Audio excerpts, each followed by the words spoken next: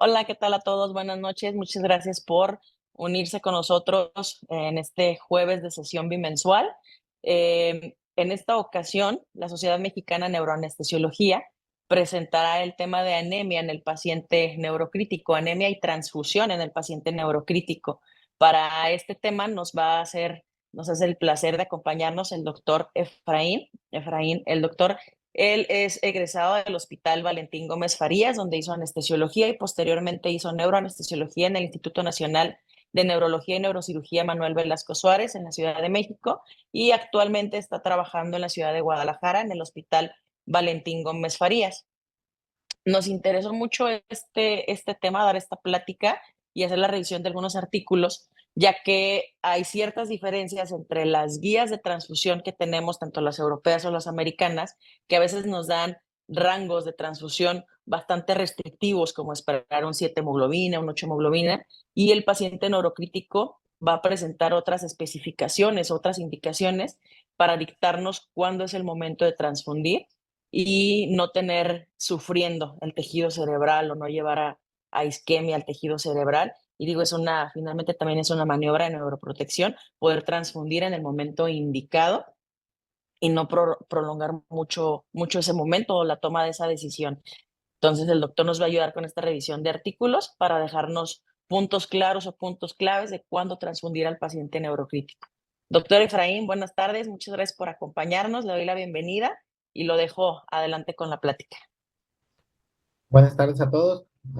Gracias por la presentación, doctora. Voy a compartir mi presentación.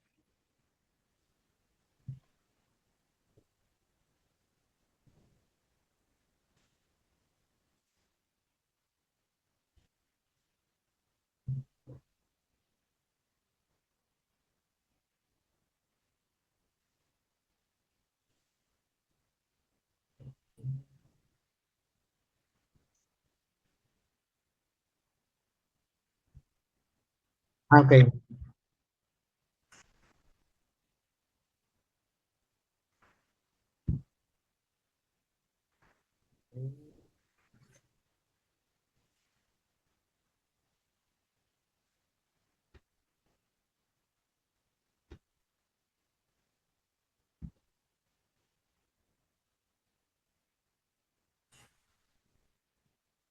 listo.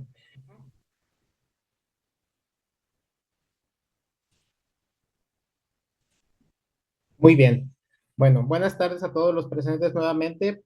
Primeramente, agradecer a la Sociedad Mexicana de Neuroanestesiología, pues la oportunidad de poder compartir con ustedes esta sesión, donde hablaremos de anemia y transfusión en el paciente neurocrítico y vamos a compartir las actualizaciones más recientes sobre este tema para poder llevar a cabo nuestras decisiones.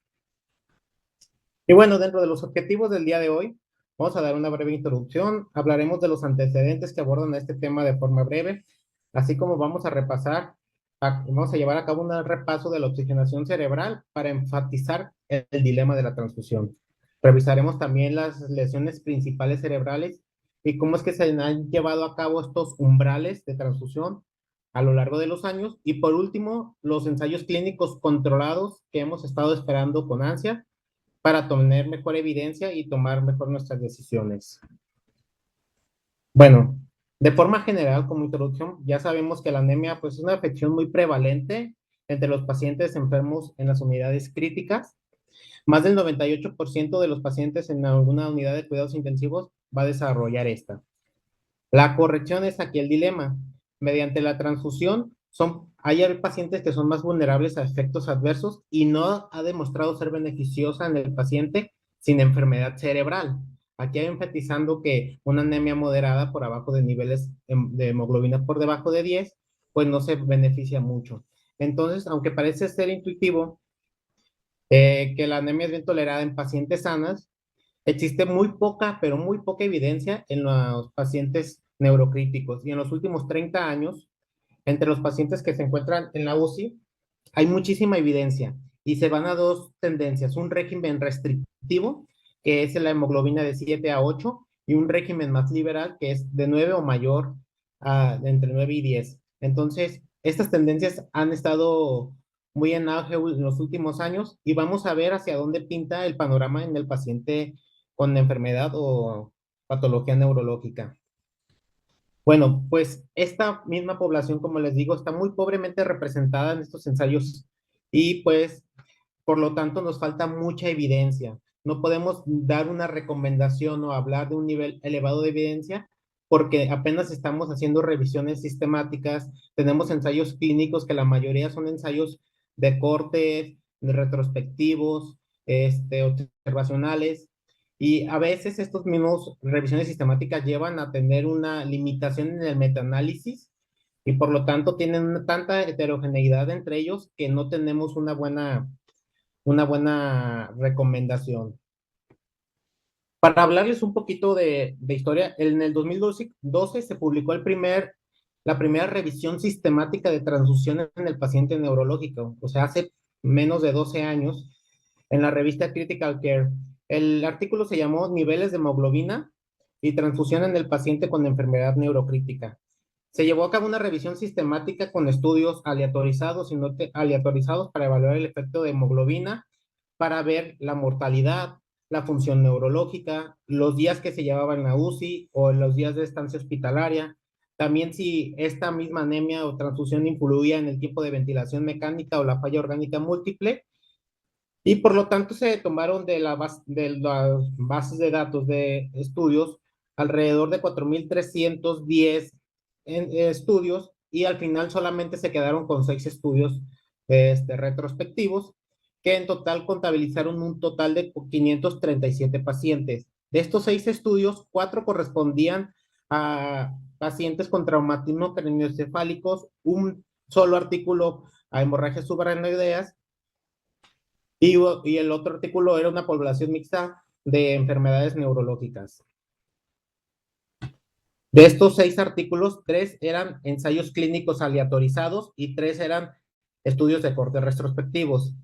Pero en ambos había 2 grupos, el que llevaba una transfusión y el que no tenía transfusión.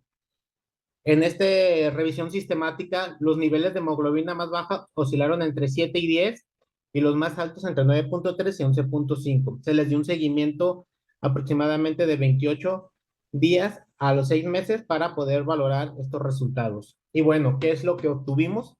En esta primera tabla que vemos aquí tenemos 5 estudios que reportaron mortalidad. De estos 5 estudios que reportaron mortalidad, ninguno fue estadísticamente significativo para dar una recomendación en el nivel de hemoglobina. En la cuestión de los resultados neurológicos, solamente un estudio, que fue el de Naidesh en 2010, valoró los resultados neurológicos a los 14, 28 y 3 meses sin encontrar una diferencia entre el paciente que se transfundía y el que no se transfundía. También para el 2010, Warner valoró a través de la escala extendida de Glasgow y mostró casualmente, pero les digo, con sus ciertas limitaciones, mejores resultados en el grupo de hemoglobina entre 7 y 10.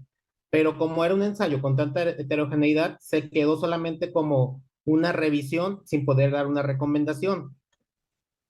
Y en la parte de ventilación mecánica y días de estancia hospitalaria, solamente hubo un ensayo clínico que fue el de Warner del 2010, donde fue estadísticamente significativo, disminuyó bastante la estancia intrahospitalaria en el paciente que se transfundió o que tuvo un nivel de hemoglobina más bajo que en el que se transfundió. Y bueno, para hablar un poquito más de esto, vamos a irnos a hablar un poquito de la oxigenación cerebral.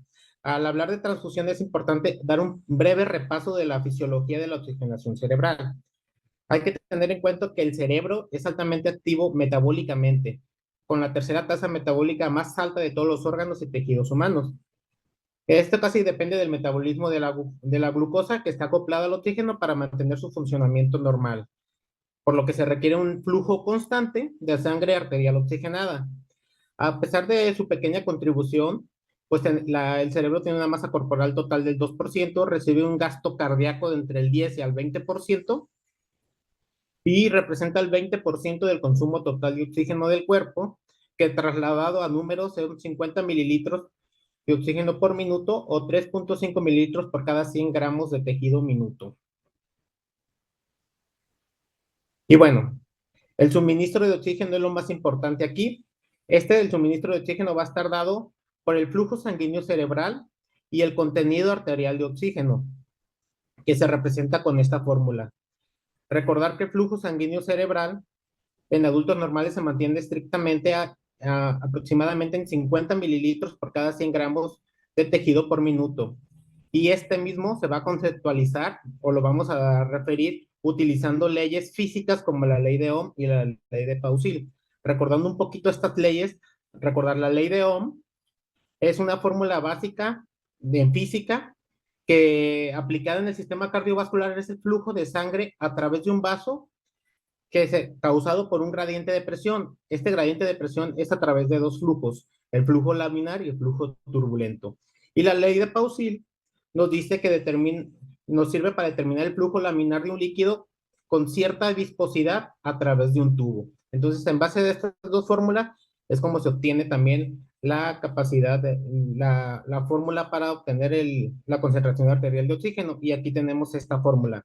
Concentración arterial de oxígeno es igual a hemoglobina por 1.36 por porcentaje de saturación sobre 100 más 0.003 por presión arterial de oxígeno. ¿Y esta cómo se desarrolla o por qué de estos números? Bueno, vamos a poner un ejemplo, paciente con 14 de hemoglobina y saturando el 97% para calcular en mililitros cuánto es la cantidad de oxígeno que transporta por minuto al cerebro.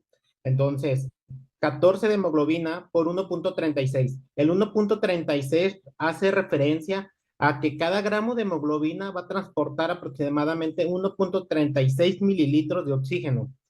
Entonces, esta es una constante. Por punto 97. El punto 97 es la saturación de oxígeno 97 sobre 100. Punto 97. Desarrollando la fórmula nos da 18.46 mililitros de oxígeno sobre 100 mililitros de sangre. Pero la otra parte de la fórmula nos habla del oxígeno disuelto. Y para hablar del oxígeno disuelto tenemos esta constante que es 0.003, que es el coeficiente de solubilidad del oxígeno por la presión arterial de oxígeno, que es aproximadamente de 100 milímetros de mercurio, y nos da 0.3 mililitros de oxígeno por cada 100 mililitros extras. Sumando estos dos, tenemos que el contenido arterial de oxígeno en un paciente con 14 de hemoglobina saturando el 97% es aproximadamente de 18.76 mililitros por cada 100. Esto entendiendo esta fórmula que es básica para poder conceptualizar y poder hablar de la fisiología y de los siguientes ensayos. Y bueno, hay que recordar que una vez que tenemos la molécula de oximoglobina, llega al parénquima cerebral, hay algo que se llama tasa de extracción de oxígeno. Eso quiere decir el porcentaje de esa molécula, cuánto del 100%, cuánto se va a extraer. Normalmente es del 40 al 44%. Cuando empieza a haber fallas en el flujo, empieza a haber una mayor tasa de extracción, pero al mismo tiempo empieza a disminuir el suministro de oxígeno, que ahorita lo vamos a ver más adelante. Una vez que se extrae el oxígeno, recordando bioquímica, pasa a la mitocondria y hay una fosforilación oxidativa que va a generar ATP, molécula energética en el cuerpo.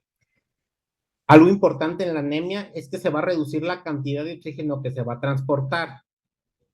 Pero lo que nos dicen muchas guías, el PBM y todas esas guías que no hablan del paciente neurocrítico, dicen que personas sanas pueden llegarte a tolerar una hemoglobina hasta de 5, que las va a compensar que el gasto cardíaco va a estar compensada por la presión de perfusión cerebral, resistencias cerebrovasculares, la viscosidad de la sangre, la tasa de extracción de oxígeno, y todo esto hace que se compense los datos de anemia. Pero, ¿qué es lo que pasa en el paciente realmente con un cerebro lesionado?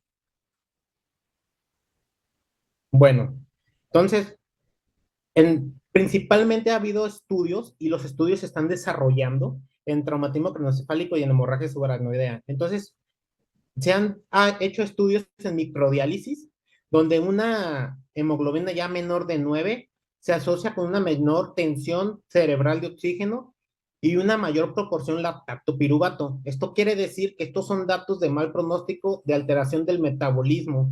Entonces, ya no pinta tan bien una hemoglobina menor de 5 como lo mencionábamos en la diapositiva pasada. Pero aquí la pregunta en el paciente crítico de neuro es, ¿dónde quedan las respuestas compensatorias? Bueno, pues al tener una parte lesionado, o el cerebro estar sufriendo, hace un aumento de flujo sanguíneo cerebral, pero este puede llegar a atenuarse por múltiples este, causas. Una de este aumento del flujo sanguíneo cerebral, que también nos lleva a una vasodilatación, puede causar hipertermia y edema cerebral. Incluso puede haber complicaciones cardiopulmonares y dar un miocardio aturdido neurogénico y un edema pulmonar neurogénico. Entonces, todas estas fallas metabólicas hacen que se deteriore de una forma excesiva la extracción de oxígeno a nivel cerebral. Y recordando, el cerebro tiene la tasa metabólica de oxígeno más alta del cuerpo. Entonces aquí entra el dilema si estamos haciendo bien en estar en un régimen restrictivo en este tipo de pacientes. Y bueno, esta imagen me gusta demasiado. Veamos dónde está la flecha roja en una hemoglobina de 14. Luego, posteriormente, esta flecha sube y se refiere a la tasa de extracción de oxígeno. Tiene una tasa de extracción de oxígeno normal, pero entre más baja la hemoglobina, más va subiendo la tasa de extracción de oxígeno para compensar esta. Si se fijan, el suministro de oxígeno representado como DO2 se mantiene en una constante. Este es un paciente sano, sin enfermedad, sin ninguna lesión neurológica. Entonces, sigue cayendo en anemia, llega a un decir, un 8 de hemoglobina, sube un poquito la tasa de extracción, pero el suministro se mantiene. Llega un punto crítico en las bolitas de aquí arriba, que es la vasodilatación del flujo sanguíneo cerebral, donde el flujo sanguíneo cerebral tiene un límite, y el límite de este es por aquí detenerlo, aquí lo marca por adelantito de 5, 6, donde radicalmente empieza a caer el suministro de oxígeno, la tratan de compensar con un aumento de la tasa de extracción y el flujo sanguíneo cerebral, la vasodilatación ya se mantiene. Entonces ya no hay una manera de compensar, ya no hay una manera de llevarle oxígeno a este cerebro. Todas las medidas de autorregulación se agotaron y este es un cerebro sano. Ahora, ¿qué pasa en un cerebro lesionado? Un paciente con traumatismo craneoencefálico que va llegando a la urgencia o que vamos a pasar a craneotomía descompresiva. Bueno, mismo caso, el paciente con 14 de hemoglobina, tenemos el suministro de oxígeno marcado en la flecha roja. Vamos viendo cómo, a pesar de que ya hay una lesión, ya empieza a aumentar por encima del suministro la tasa de extracción. También las bolitas, que son el flujo, la vasodilatación, el flujo, se empieza a ver una compensación, la respuesta vasodilatadora empieza a verse desde antes. Entonces, veamos cómo es que aumenta de una forma considerable la tasa de extracción en una hemoglobina de 11. Posteriormente, ya hablando de una hemoglobina como de 9, el flujo sanguíneo alcanzó su máxima autorregulación, su máximo flujo, y empieza a caer de una forma abrupta el suministro del oxígeno y la tasa de extracción está por los cielos. Entonces la falla empezó mucho antes que en la gráfica pasada, que es un cerebro sano, el cerebro lesionado. Entonces aquí realmente empieza el primer cuestionamiento, si es bueno estarnos esperando a que nosotros caigamos en un nivel de hemoglobina 7 u 8 para poder transfundir a estos pacientes. Y bueno, vamos a hablar de las primeras tres entidades que nos llevan a este gran dilema, que es la hemorragia subaracnoidea, el traumatismo craneoencefálico y la hemorragia intracraneal. Y obviamente, ¿qué hay de nuevo en este tipo de lesiones? Bueno, antes de empezar a hablar de todo esto, en toda la revisión que estuve haciendo, vi que en el 2017 se publicó una encuesta internacional a nivel mundial que habla de la concentración de hemoglobina y los umbrales de transfusión en pacientes con lesión cerebral. Entonces, esta encuesta fue avalada y fue respaldada por el Comité de Investigación de la Sociedad Europea de Medicina de Cuidados Intensivos.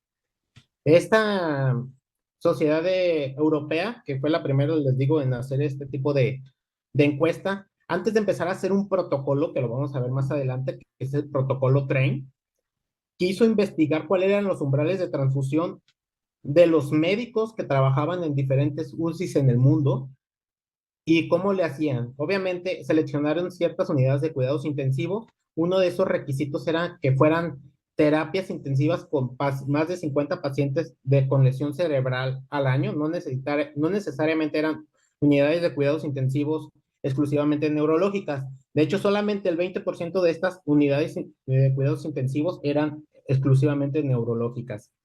La primera encuesta se envió el 21 de mayo del 2013. Este encuesta tenía 24 preguntas que eran de opción múltiple. El que la contestó y el hospital se mantienen en anonimato, no se reveló nada en el artículo, solamente el número de encuestados por países. Y la hipótesis o la idea de esta publicación era conocer la corrección de la anemia en un paciente con lesión cerebral aguda.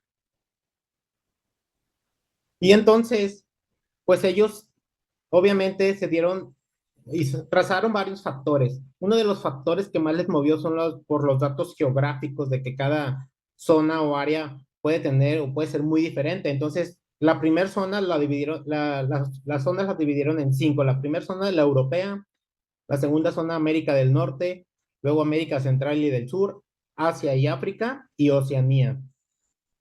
De los encuestados, los principales encuestados fueron internistas, intensivistas, anestesiólogos, neurólogos y pediatras. Todos, cada uno de ellos, que estuvieran laborando en alguna unidad de cuidados intensivos. En total fueron un total de 868 encuestados que recibió este artículo. De los que más contestaron encuestas o se enviaron a las unidades de cuidados intensivos, a los médicos, fue Italia con 133, Estados Unidos con 129, Reino Unido con 69, Suiza con 58, Australia con 57. En la revisión del artículo no mencionan a los demás porque son muy poquitos, pero viendo ya el artículo y viendo los anexos, pude ver que en México hubo 7 médicos, que no sé no revela de qué terapias intensivas ni nada, que respondieron a esta encuesta, pero solamente 7. Y el 20% de estos encuestados trabajaban en solamente UCIs neurocríticas, el otro 80% era de tutti frutti, y el 84%, importante, 84% de estos encuestados eran anestesiólogos o intensivistas. Y otro dato importante ahí que me llamó la atención es que decía que los anestesiólogos transfundíamos antes que los intensivistas. Los anestesiólogos, la mayoría no esperaba un umbral menos de 8 y los intensivistas entre 7 y 8. Y bueno, pues aquí tenemos el total de que respondieron fueron 868. En Europa, el 56% de los encuestados fue la mayor proporción, con un total de 485. Ahí le sigue Oceanía con 68 encuestas, que era el 8%. Y así nos vamos. África solamente el 1%, se encuestaron a 7 médicos. Norteamérica 140, América Central 87. Y nos vamos aquí en el lado izquierdo, tenemos la gráfica de los umbrales. La gráfica de los umbrales llama mucho la atención porque si se fijan, la mayoría, la N es el número de encuestados y nos trazan hemoglobinas del 7 al 12 y unos que nos respondieron. Pero la mayoría, estamos hablando que 466 encuestados entre los 7 y los 8 de hemoglobina, se esperaban estos niveles para llegar a poner alguna transfusión. La mayoría de estos encuestados estaban en Oceanía, casualmente también en Europa y en América del Norte. Eran la mayoría con un régimen más restrictivo.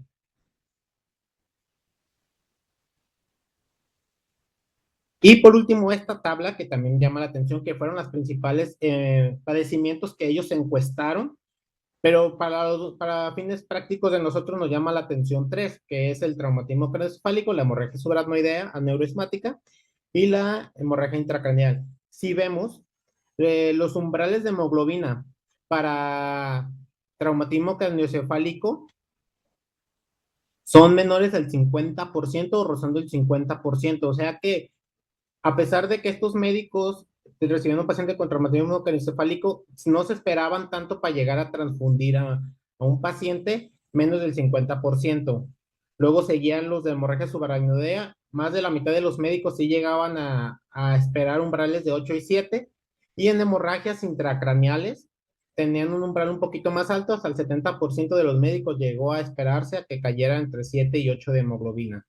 Entonces aquí la pregunta es, ¿tú eres un régimen liberal o eres un régimen restrictivo y en base a qué basas tu decisión? ¿Por qué tomas esta decisión? Bueno, pues le ha preocupado muchísimo a los expertos en el tema y de estos pacientes encuestados, el 60% en la última pregunta contestó que prefiere que se hagan ensayos clínicos aleatorizados, pero bastante controlados para poder comparar estas estrategias de transfusión, ya que en particular le llama la atención la hemorragia subaracnoidea y el traumatismo craneoencefálico. Y bueno, vamos a hablar un poquito de la anemia en el paciente con hemorragia subaracnoidea aneurismática. Es bien sabido que el 50% de estos pacientes van a desarrollar una anemia moderada durante su estancia hospitalaria. La mayoría de estas anemias van a ocurrir en el día 4 post-ictus. Uno de los factores de riesgo independientes más importantes es uno, ser mujer, que la escala de Fisher o Hunan-Hess, que son escalas que nosotros utilizamos para categorizarlos, que tengan una escala elevada, Fisher 3-4, Hunan-Hess 4-5. Tratamientos quirúrgicos, obviamente, porque va a haber mayor pérdida sanguínea, nivel basal de hematocrito menor de 36%, o sea, que llegue al hospital y ya traiga un hematocrito del 36% menos, y que el paciente padezca hipertensión o use anticoagulantes orales. Pero lo más importante que viene aquí en las revisiones de adelante es la prevención de la lesión cerebral secundaria. Esto lo vamos a lograr optimizando los niveles de hemoglobina, que es lo que estamos debatiendo, cuál es el nivel óptimo para este tipo de pacientes. En los niveles de volemia, que actualmente se utiliza para la euvolemia. Como dato histórico, anteriormente se utilizaba la hipervolemia para aumentar, ellos creían que si tú aumentabas la volemia, aumentabas el flujo sanguíneo cerebral, mejorabas la reología cerebral del flujo y por lo tanto había mayor entrega de oxígeno, pero ya se ha visto en los estudios de microdiálisis que no sirve para nada. Y la oxigenación cerebral, mantenerla en un buen porcentaje. Entonces, ¿qué es lo que respaldan los estudios con microdiálisis? Pues evitar hipoxia del tejido cerebral, isquemia cerebral tardía y el resultado clínico deficiente. Y aquí tenemos esta imagen. Esta imagen fue primeramente descrita en un estudio que se llama CONSCIUS 1, por allá publicado en el 2017, que hablaba de isquemia cerebral tardía. Y de ahí en adelante se empezó a utilizar porque divide a la hemorragia subaracnoidea en dos fases. En una fase temprana, que es de las 0 hasta las 72 horas, y una fase tardía, que es después de las 72 horas, pero hasta los 21 días. Como eje central tenemos a la anemia, que eso ya lo repasamos en las diapositivas pasadas, aumenta la hipoxia del tejido, aumenta la difusión celular, hay resultados desfavorables neurológicos, hay una isquemia, hay un aumento de la incidencia de isquemia cerebral tardía. También se cree que con la transfusión, no se cree, se ve, con la transfusión aumenta el suministro de oxígeno y la tensión de oxígeno en milímetros de mercurio. En una fase temprana, si tenemos un paciente con anemia, va a aumentar la presión intracraneal, va a disminuir la presión cerebral de perfusión, va a haber más edema, disfunción vascular, inflamación, disfunción celular. También va a haber propagación cortical de las despolarizaciones, incluso excitotoxicidad. En la isquemia cerebral tardía, en el lado de la fase tardía, pues el incremento a que haya isquemia cerebral tardía, vasoespasmos, disfunciones vasculares, inflamaciones, etcétera. Entonces, aquí sí es importante como establecer que la anemia, que nos puede, cómo la podemos manejar en este tipo de pacientes, qué es lo más recomendado. Y bueno, este es un estudio que habla de los últimos 6 años, donde hace revisiones de ensayos clínicos, pero son ensayos clínicos retrospectivos, y tenemos el más reciente que es en el 2022, aquí lo subrayo de cierta manera, donde está hecho en Alemania, tiene una duración de 10 años, abarca una población de 5.008 pacientes. Cada uno de estos estudios, les digo, como son una revisión sistemática, tienen bastante heterogeneidad, entonces cada uno definió anemia de diferentes maneras. En este artículo del 2022, que lo subrayé en morado, dice que para la mujer una anemia es menor de 12, y el hombre es menor de 13. Está haciendo como muy amplio el rango de anemia que maneja. El tiempo en que lo mide es en el preoperatorio y ellos encontraron un significado estadístico positivo en aquellos que tenían anemia y tenían mayor rango de mortalidad que los que no tenían anemia. Pero como les digo, ninguno de estos ensayos que hay hasta el momento, pues los podemos tomar como referencia para poder describir algo que nos lleve a guiar a nuestro paciente en el día a día.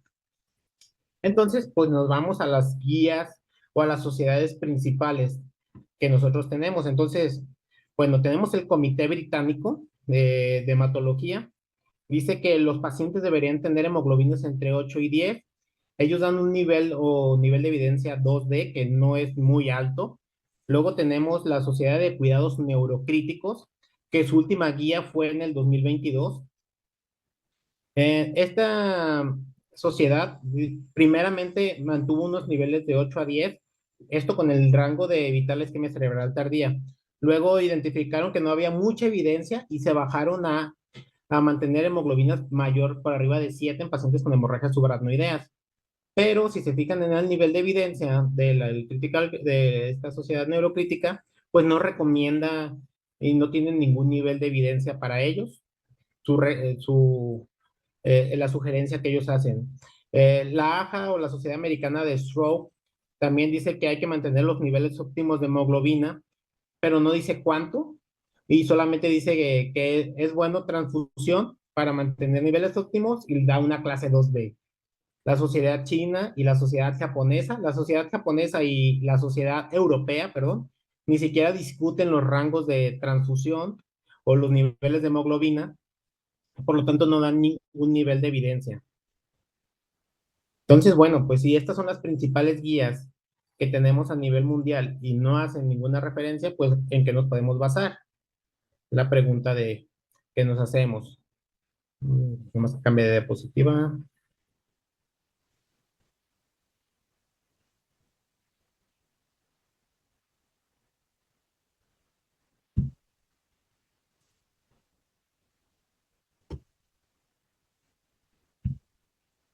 Bueno, ¿qué tenemos al día de hoy?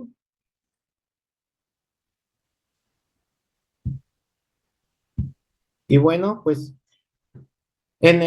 actualmente este ensayo pretende aclarar el papel del tratamiento de la anemia con transfusión en el paciente con hemorragia subaracnoidea. Es un estudio por su abreviación SARA, un estudio donde participa y que el principal autor de esto es Canadá. Como países invitados tiene a Australia y Estados Unidos. Este es un ensayo controlado, aleatorizado, ciego, abierto, prospectivo e internacional. El, el Instituto de Investigación principal es el Hospital de Ottawa, en Canadá, y la hipótesis que ellos lanzan es que la estrategia liberal va a disminuir la mortalidad y la discapacidad a 12 meses. Entonces ellos ya plantearon dos grupos, el grupo liberal, que es con menos o igual de 10 de hemoglobina, y el grupo restrictivo con menos o igual de 8. Este estudio se inició el 12 de febrero del 2018 y tiene un término estimado en septiembre de este año. El total de pacientes a agregar es de 740.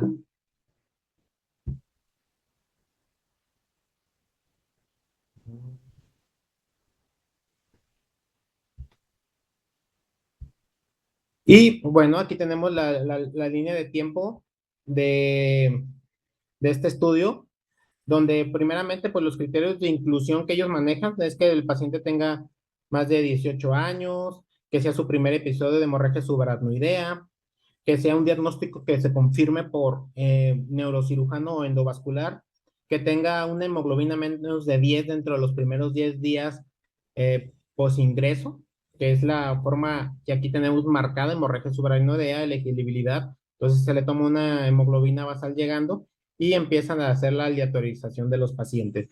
Criterios de exclusión, pues que la familia se negue al estudio, que haya un sangrado tan activo que obviamente lleve a la inestabilidad hemodinámica, o simplemente por razones religiosas, o una hemorragia subaracnoidea por malformación arteriovenosa.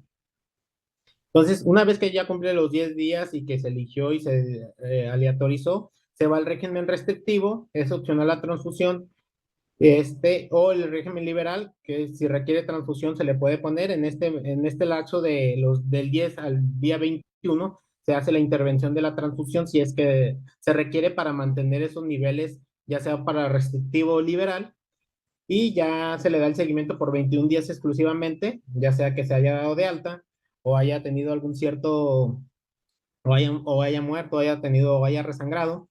Si el paciente se dio de alta y todo bien, se le da un seguimiento por 12 meses, que son los outcomes que se van a medir.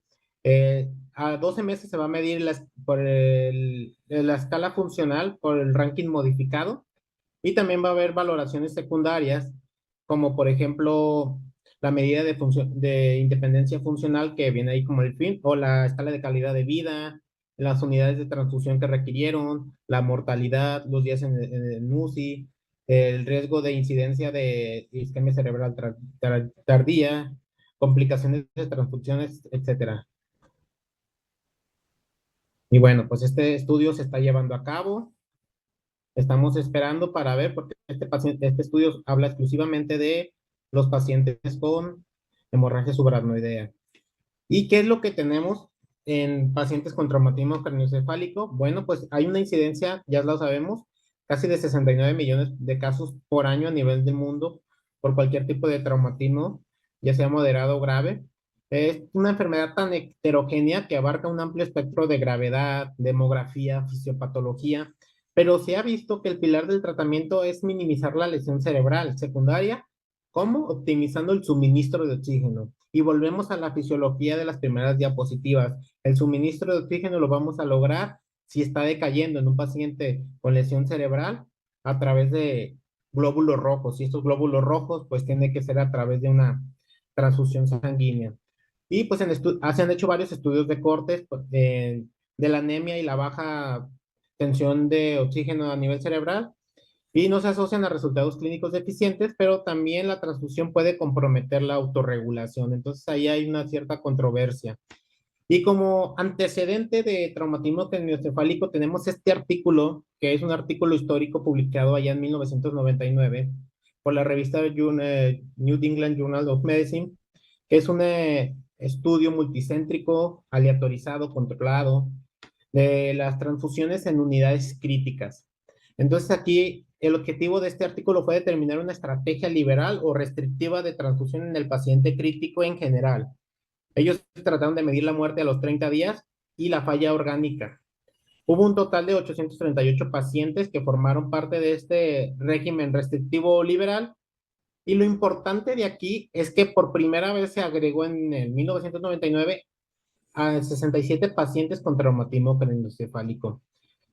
Luego, en un análisis post-hoc de este estudio, con 67 pacientes, no se mostró diferencia de la mortalidad a los 30 días. También, pues cabe que es un número muy pequeño de pacientes, pero se trató de hacer un análisis posterior, ya que era el primer estudio clínico. Y tenemos otro estudio, este es el primer ensayo clínico aleatorizado que se realizó. Este estudio trata de comparar el efecto de la eritropoyetina y dos umbrales de transfusión, 7 y 10, sobre la recuperación neurológica en traumatismo craneoencefálico. Este estudio fue hecho por el, el, el doctor Guibato, de allá por allá en el 2010.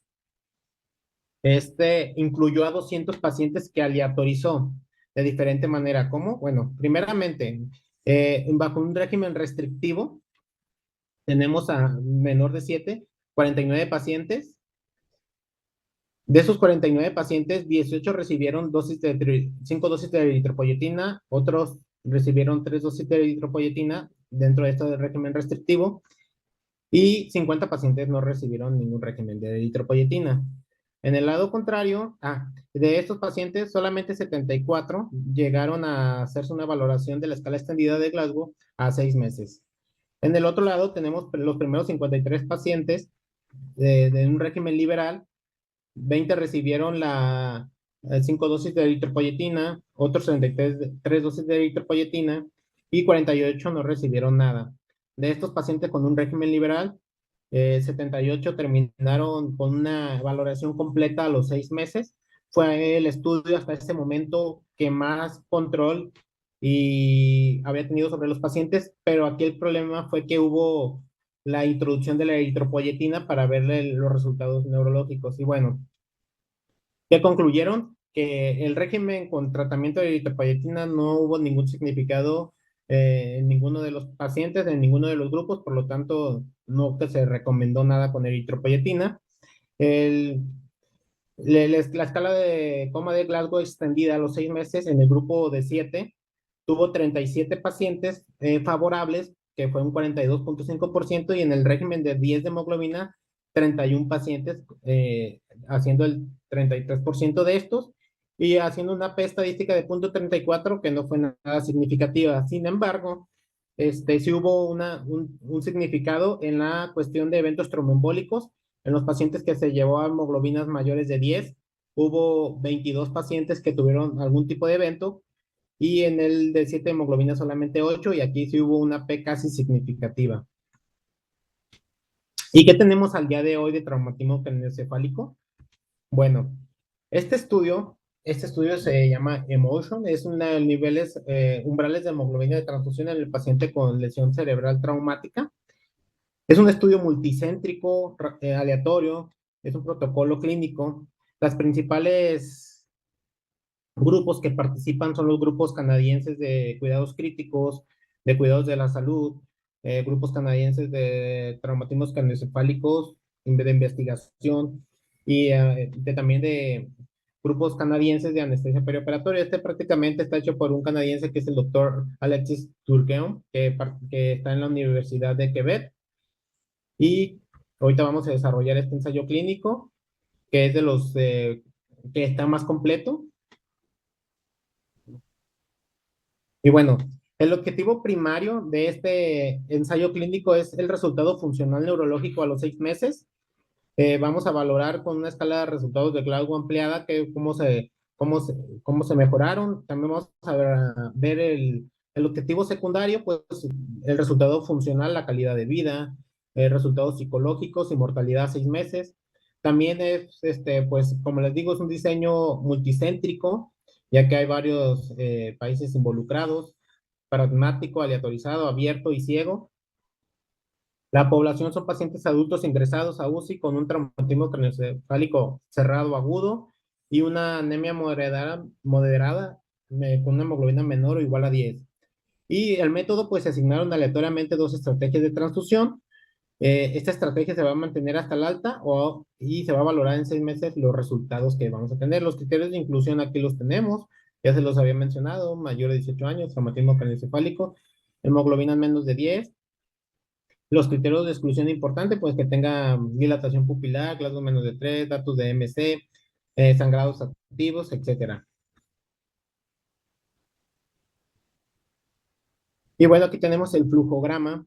Entonces, tenemos el régimen liberal, el régimen restrictivo. Cada uno, después de que se categoriza en uno de ellos, se le transfunde en algún momento un paquete globular y se valora a los 6 meses.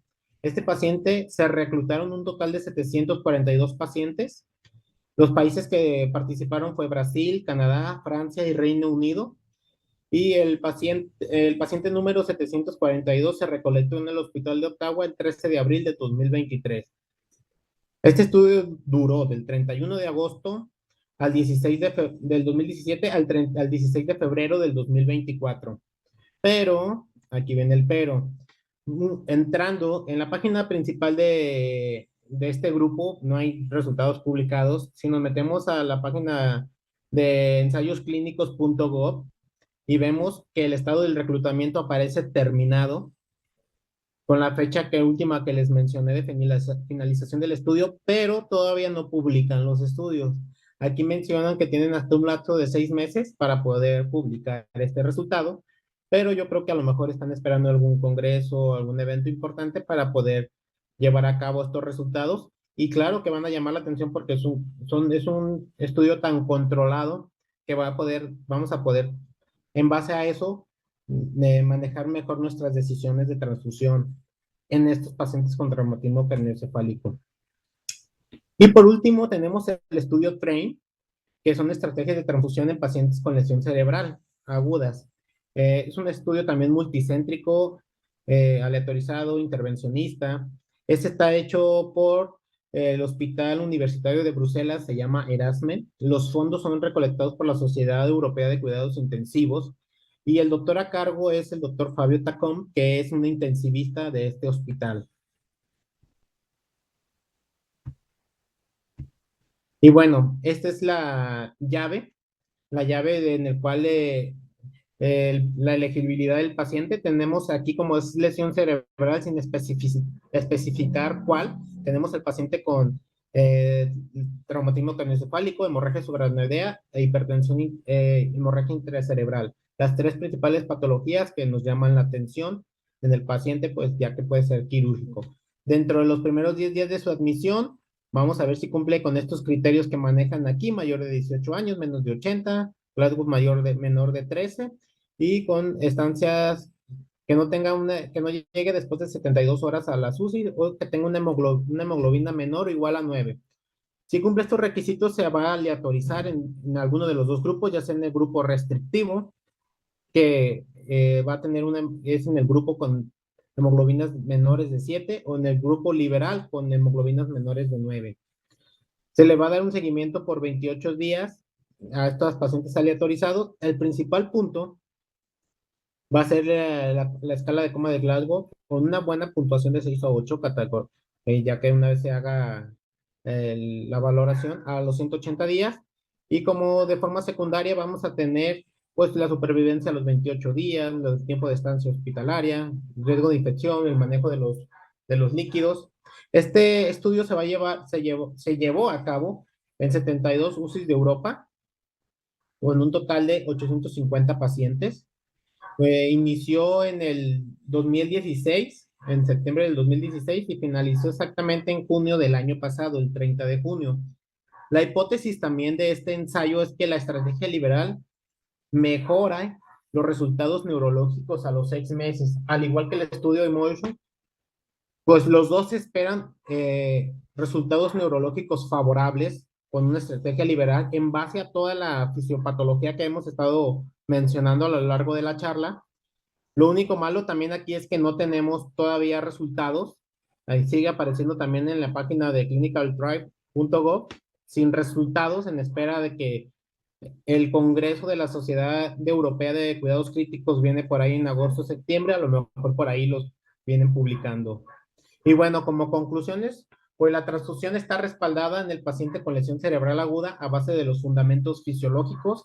Eso quiere decir que pues cada quien, en base a la fisiología o como vea el estado clínico del paciente, decide en su momento si transfunde o no, como en esa encuesta que vimos del 2017. Los expertos a base de recomendación mencionan una terapia más liberal en los tipos de pacientes con hemorragia subaracnoidea, traumatismo craneoencefálico, hipertensión hemorragia intracraneal. Y pues lo más importante, hay que ver en este año que pues nos publiquen los resultados de los 3 ensayos que nos morimos de ansias por conocer, para ahora sí poder decir que en base a qué tomamos esta decisión y nos ayude a tomar mejores decisiones. Y bueno, pues sería todo de esta revisión.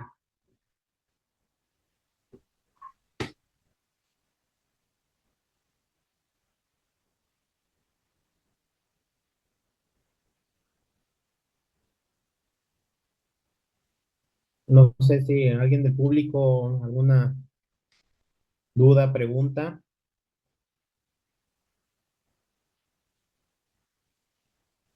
Doctor, muchas gracias por la plática. Artículos muy interesantes que habrá que revisar los resultados que todavía están ahí en estudio y tendremos que ver qué nos arrojan en los próximos meses probablemente. Y primero vamos a ver si alguien de las personas que están conectadas tuviera alguna pregunta.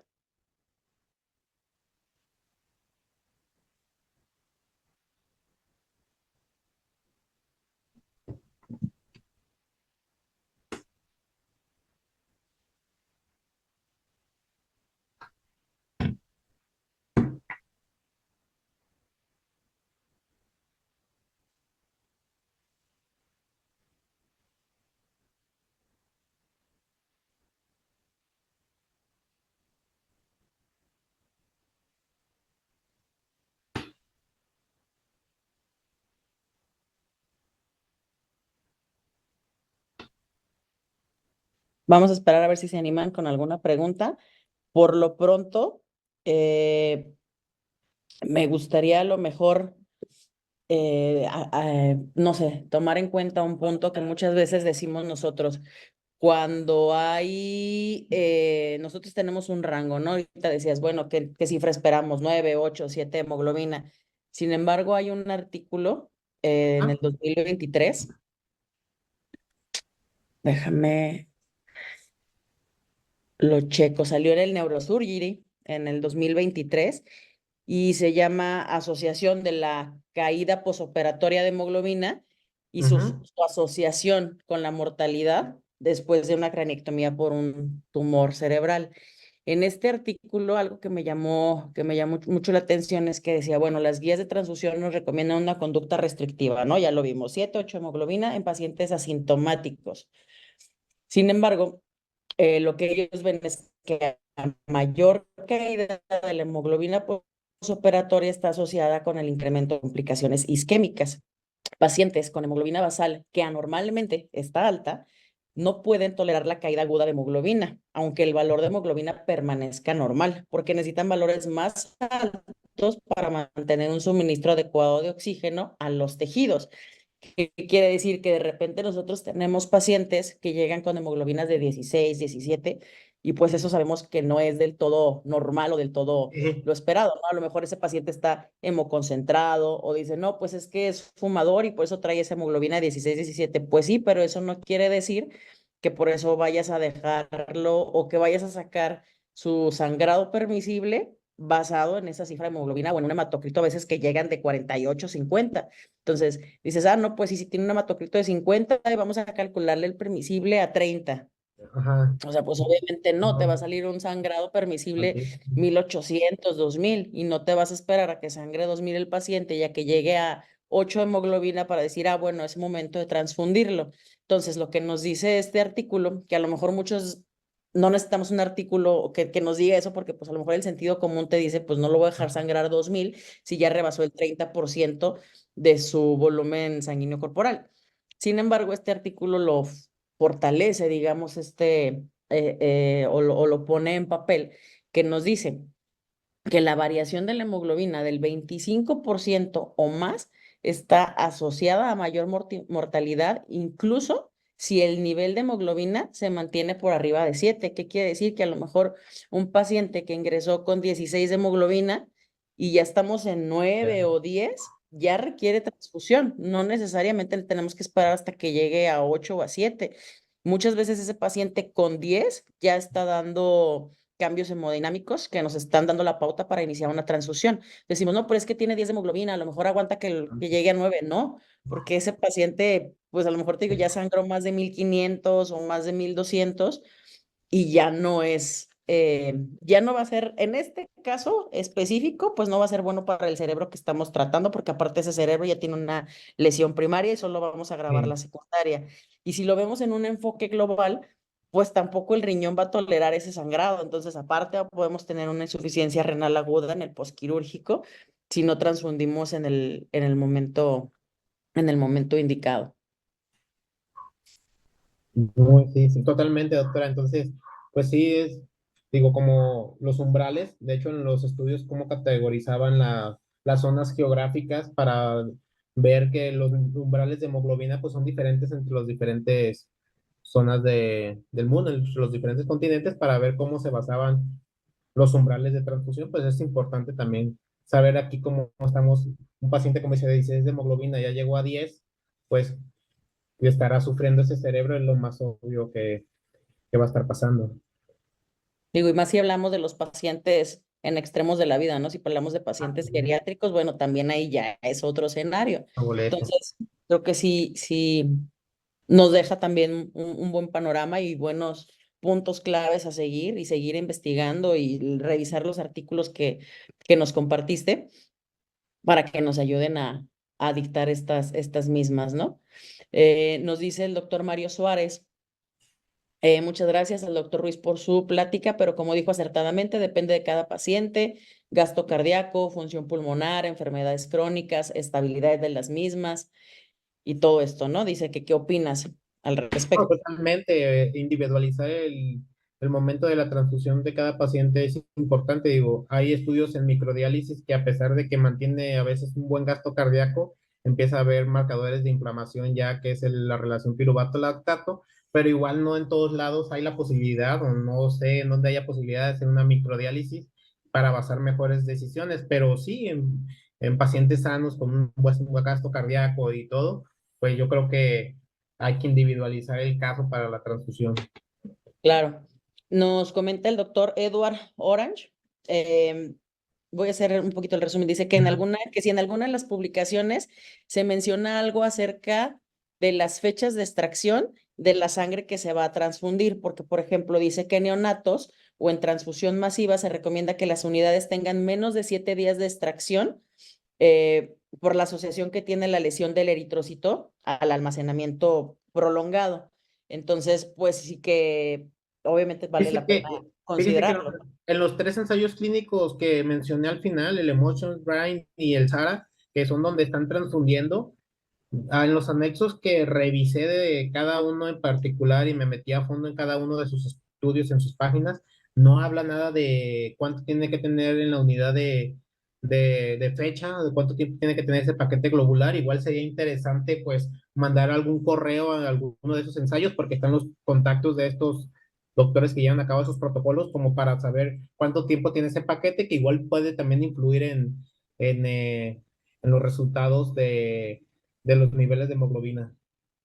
Sí, en los post-transfusión, ¿no? ¿Qué tanto suben? O si tienen algún criterio de inclusión o exclusión con los paquetes, ¿no? ¿O qué Sí, criterios toman con los paquetes que van a exacto. transfundir? Sí, sería bueno. Digo, no lo Mandarles un mencionan, como tú correíto dices, por en los ahí. artículos. Igual yo en los artículos que he revisado no mencionan nada al respecto. Pero sí, muchas gracias al doctor Alejandro, Edward, perdón, que nos hace este comentario. Sería una buena observación para estos Sí, artículos. totalmente. Doctor, pues no hay más que felicitaciones y saludos para la plática. Eh, Parece que no hay nada más. Si no tenemos nada que agregar, pues más que una felicitación y un agradecimiento por compartir estos artículos y estas revisiones con nosotros y con la Sociedad Mexicana de Neuroanestesiología. Los esperamos en la próxima sesión bimensual. Ya saben, en nuestra página en Instagram, Facebook o en la página oficial de la sociedad estaremos comunicando el día. Es el primer jueves del mes, que sería junio, julio, el primer jueves de agosto. Sería la siguiente sesión bimensual. Y por aquí les estaremos dando aviso del tema, el ponente, ya saben, jueves a las 7 de la noche. Muchas gracias, doctor Efraín. Me despido y muchas gracias a todos los que nos acompañaron en esta sesión. Muchas gracias. Buenas A noches. todos, buenas noches, saludos a todos.